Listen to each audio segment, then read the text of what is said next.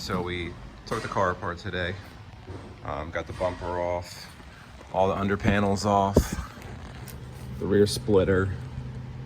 Kind of exposed the bottom of the car a little bit. There's a lot of bolts and a lot of panels on this thing. We're gonna start looking at exhaust development stuff today, but wanted to real quickly go over this intake situation. It's my opinion that there's not really going to be any improvement in this, aside from a drop-in filter that breathes a little better.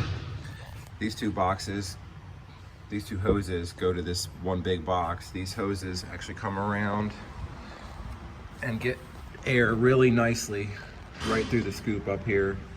I don't think you're going to do much better than that, aside from something that looks a little different, but most of it's hidden behind the body, and I think it'd be a really big job to change. So I think we're just going to get a drop in. I'm sure K&N or somebody's going to have one soon, but we're going to work on the exhaust development today and see what we can do.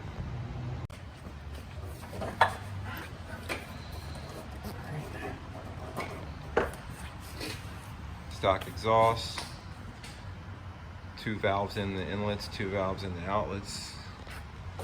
Once that's out, you can get a little bit better view of the trans and everything else in here. So you got your 3-bolt flange on this side and your 2-bolt on this side.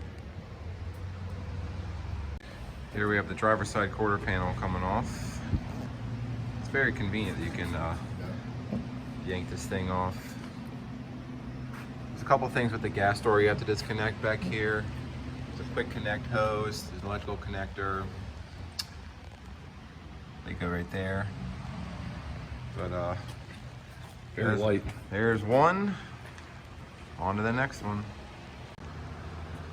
And here's the passenger side quarter panel. There's a little bit less stuff behind this one. You got one of your radiators over here. ECU. Get a better view of the header from here. All right, guys, pulling the front bumper off.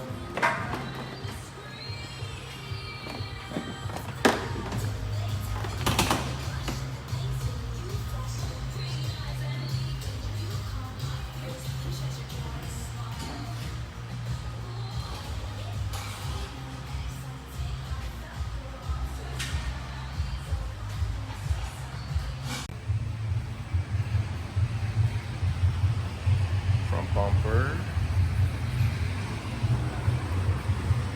quarter panel, fenders,